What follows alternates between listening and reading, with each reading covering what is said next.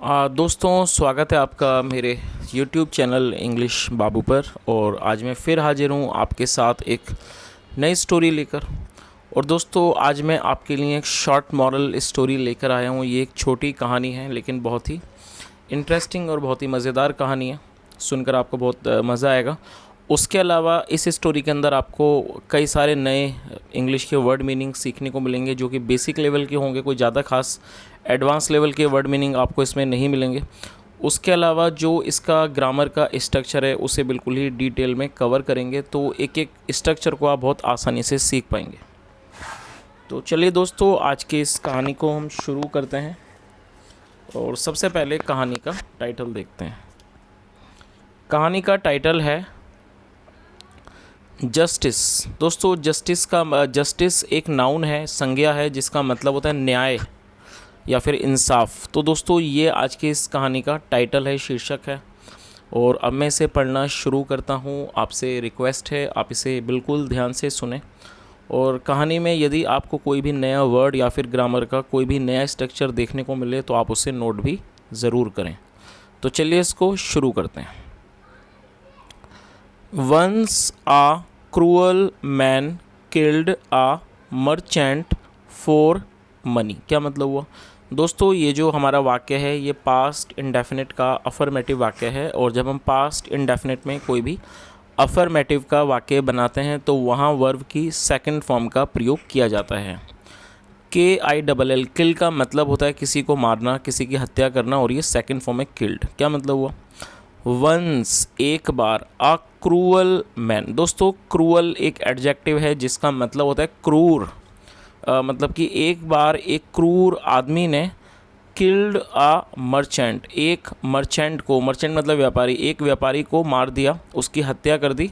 For money, for money मतलब कि पैसों के लिए। तो दोस्तों, इस पूरी लाइन का क्या अर्थ हुआ कि once a cruel man killed a merchant for money, मतलब एक बार एक क्रूर आदमी ने एक व्यापारी की पैसों के लिए हत्या कर दिया। कह सकते हैं पैसों के लिए एक व्यापारी को मार दिया।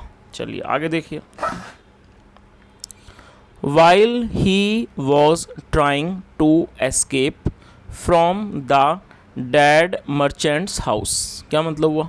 दोस्तों, यहाँ मर्चेंट के बाद एपिस्ट्रोफी एस का प्रयोग किया गया है जिसका मतलब होता है का, के, की।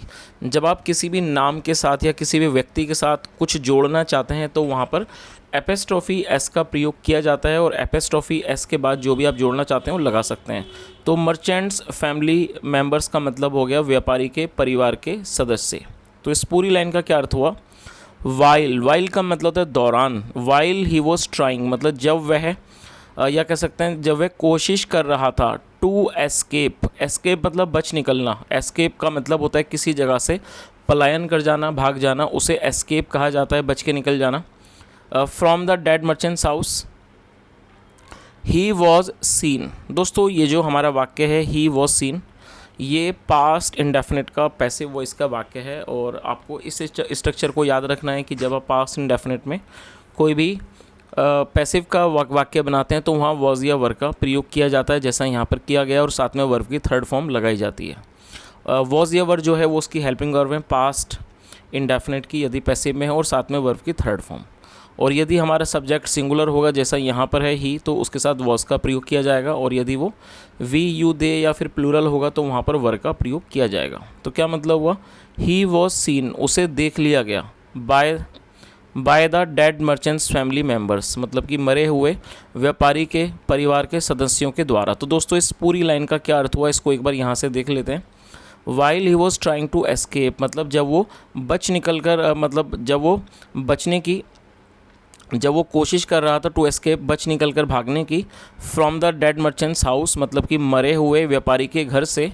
He was seen by the dead merchants family members, उसे देख लिया गया। डेड मर्चेंट्स फैमिली मेम्बर्स मतलब कि मृत, या कह सकते हैं वो जो मृत जो व्यापारी के परिवार के जो सदस्य थे उनके द्वारा उसको देख लिया गया। चलिए दोस्तों आगे देखते हैं। They all shouted and a huge crowd started chasing the murderer। क्या मतलब हुआ? दोस्तों THEY इसका मतलब दे, इसको पढ़ते हैं, दे का मतलब होता है वे या वे लोग। और दोस्तों आपको ये चीज़ याद रखनी है कि दे एक प्लूरल नाउन है। जब किसी वाक्य के अंदर आप ये दिखाना चाहते हैं कि सब्जेक्ट में एक से अधिक व्यक्ति मौजूद हैं तो दे का प्रयोग किया जाता है। और आप इस चीज़ को भी याद रखें, ये एक प्लूरल नाउन है। दे ऑल का मतलब वे सब। दे ऑल शाउटेड, शाउट मतलब चिल्लाना, और ये सेकंड फॉर्म है क्योंकि ये पास्ट इंडेफिनिट का अफर्मेटिव वाक्य है। दे ऑल शाउटेड मतलब वे सब चिल्लाए। एंड और अ ह्यूज क्राउड, दोस्तों CROWD, क्राउड का मतलब होता है भीड़। अ ह्यूज क्राउड मतलब एक बड़ी भीड़। स्टार्टेड चेजिंग द मर्डरर, दोस्तों चेज़ का मतलब होता है किसी को पकड़ने के लिए उसके पीछे भागना, उसका पीछा करना, उसे चेज़ कहा जाता है। और यहाँ पर है a huge crowd started chasing मतलब एक बड़ी जो भीड़ थी वो उसके पीछे भागने लगी। किसके पीछे? द मर्डरर मतलब कातिल के, खूनी के, या कह सकते हैं हत्यारे के पीछे। दोस्तों इस वाक्य के अंदर स्टार्टेड और फोर्थ फॉर्म का प्रयोग किया गया। ये शायद एक नया स्ट्रक्चर आपके लिए हो सकता है, तो इस चीज़ को आप नोट कर लीजिए। जब आप कोई भी ऐसा वाक्य बनाते हैं जहां आपके वाक्य के टेल पर लगा, लगी, लगे जैसे शब्द आते हैं तो वहां पर इस स्ट्रक्चर का प्रयोग करके आप वाक्य को बना सकते हैं। फॉर एग्ज़ाम्पल मान लीजिए वाक्य है वह खेलने लगा, तो जो हमारा वाक्य है वो है वह खेलने लगा, मतलब जो इसके अंत में आ रहा है वो आ रहा है लगा। तो आप इसको कैसे बनाएंगे?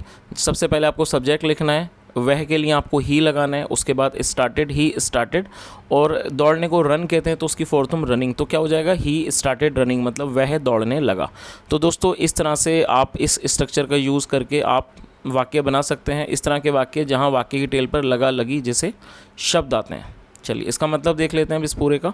They all shouted and a huge crowd started chasing the murderer, मतलब वे सब चिल्लाए और एक जो ह्यूज क्राउड थी मतलब एक जो बड़ी भीड़ थी स्टार्टेड चेजिंग द मर्डर, उसने खूनी का, या कह सकते हैं उसने हत्यारे का पीछा करना शुरू कर दिया। चलिए आगे देखिए। और दोस्तों इस वर्ड को भी आप नोट कर सकते हैं, मर्डरर का मतलब होता है हत्यारा या फिर कातिल, इसको कह सकते हैं। The murderer ran out of the city, दोस्तों ये भी हमारा पास्ट इंडेफिनिट का अफर्मेटिव वाक्य है।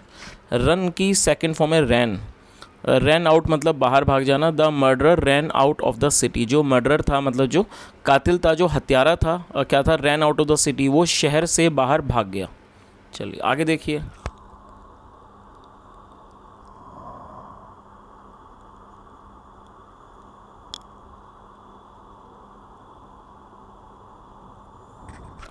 Soon he reached a river, दोस्तों ये भी पास्ट इंडेफिनिट का ही अफर्मेटिव वाक्य है। REACH, आप इसे नोट कर सकते हैं। रीच, रीच का मतलब होता है पहुंचना। और दोस्तों कई लोग इसको रिच पढ़ते हैं, तो आपको यहाँ पर इस प्रोनाउंसिएशन पर ध्यान देना है।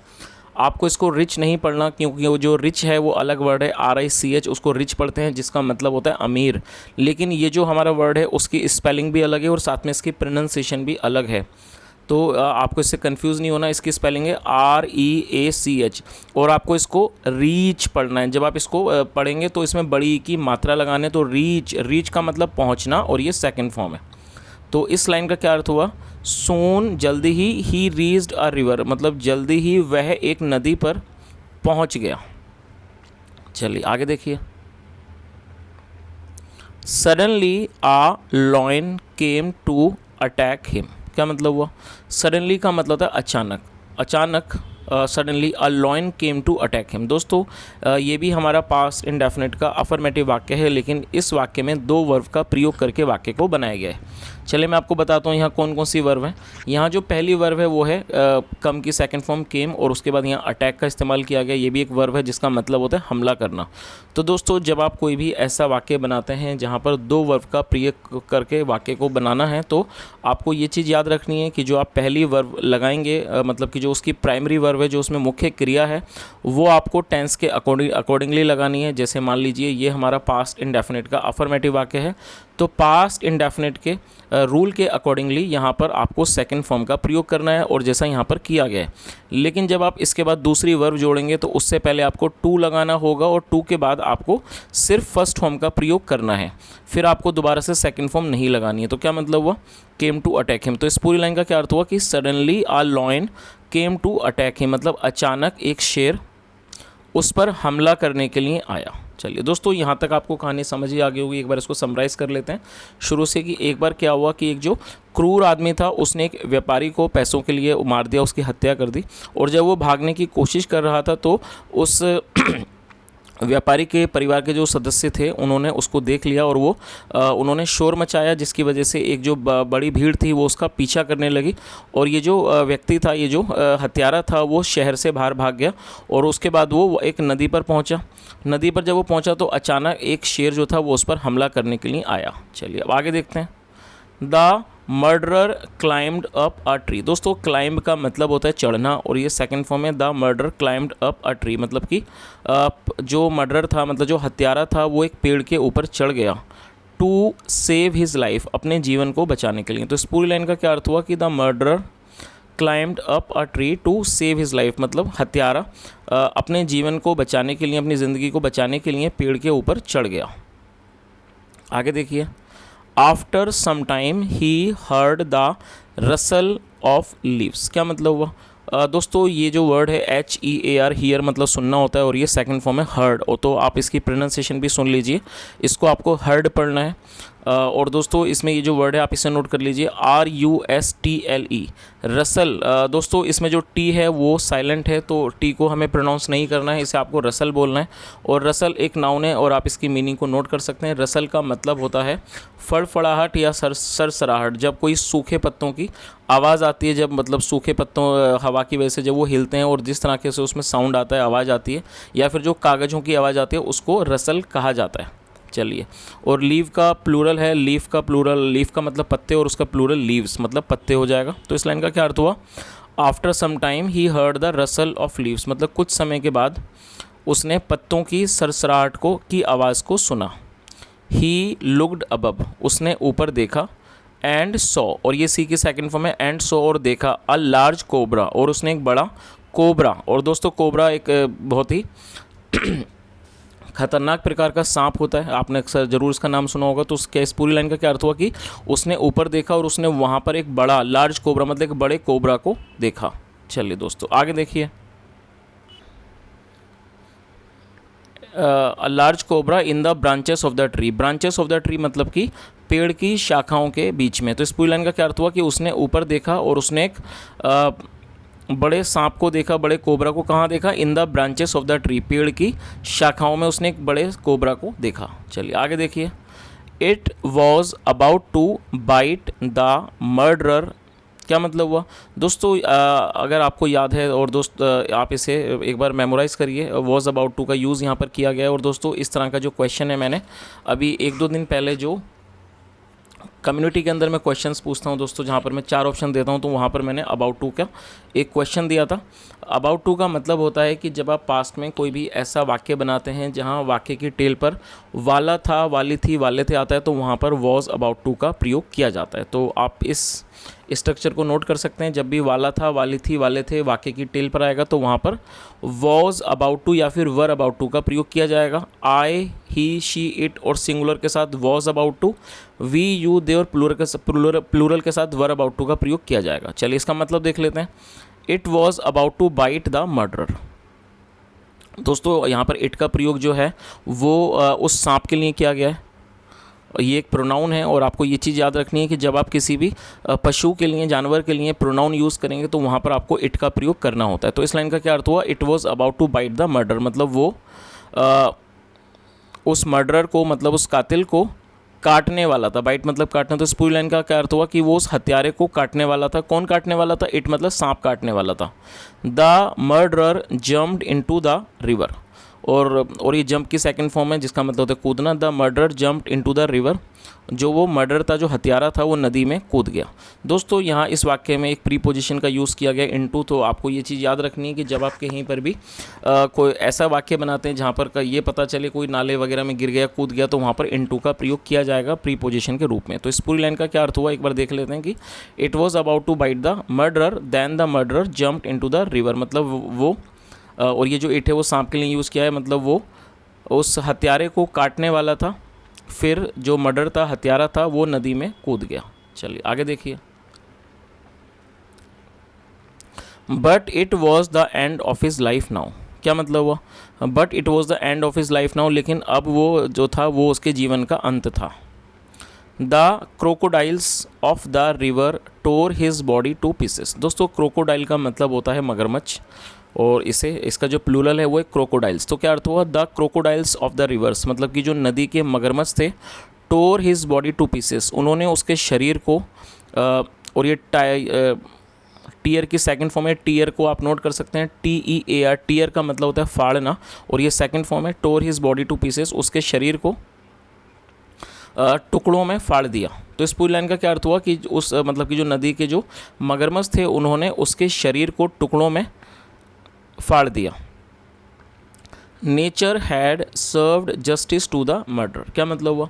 दोस्तों इस वाक्य में हैड के साथ थर्ड फॉर्म का प्रयोग किया गया है। तो जब किसी भी वाक्य में हैड के साथ थर्ड फॉर्म का प्रयोग किया जाता है तो वो पास्ट परफेक्ट का वाक्य कहलाता है, और सर्व का मतलब होता है देना। Nature had served justice to the murder, जो नेचर है मतलब जो प्रकृति है, कुदरत है, वो उस हत्यारे को, उस खूनी को न्याय दे चुकी थी। He had ended someone's life so nature ended his life. क्या मतलब हुआ? और ये भी यहाँ पर हैड के साथ थर्ड फॉर्म का प्रयोग किया गया, तो ये भी हमारा पास्ट परफेक्ट का वाक्य हुआ। He had ended someone's life, मतलब उसने किसी के जीवन को का अंत किया था, उसने किसी के जीवन को ख़त्म किया था। सो इसलिए नेचर एंडेड हिज लाइफ, इसलिए नेचर ने, कुदरत ने उसके जीवन को समाप्त कर दिया, उसके जीवन को ख़त्म कर दिया। चलिए, तो दोस्तों ये आज की एक बहुत छोटी सी कहानी थी, एक अच्छे से मॉरल के साथ, कि जो कुदरत है, कुदरत का अपना एक कानून है, अपना एक इंसाफ है, और कुदरत सबको उनके किए गए गुनाहों की, उनकी की गई गलती की, पापों की उनकी सज़ा देती है। तो दोस्तों ये आज की एक छोटी सी कहानी थी, और मैंने अपनी तरफ से पूरी कोशिश की है, पूरा प्रयास किया है आपको हर वर्ड की मीनिंग बताने की, उसके अलावा हर स्ट्रक्चर को एक्सप्लेन करने की। तो यदि आपको मेरी कहानी, ये आज की कहानी अच्छी लगी और मेरा पढ़ाने का जो प्रयास है वो भी आपको अच्छा लगा हो, तो आपसे रिक्वेस्ट है आप वीडियो को लाइक ज़रूर करें, उन दोस्तों के साथ ज़रूर शेयर करें जो लोग इंग्लिश सीखना चाहते हैं। और दोस्तों यदि आपने आज की कहानी में कोई नया स्ट्रक्चर या फिर नया वर्ड सीखा हो, और या आप कहानी के बारे में कुछ कहना चाहें, तो आपका स्वागत है, कमेंट के माध्यम से ज़रूर बताएँ। सुनने के लिए thank you so much, have a nice day and bye.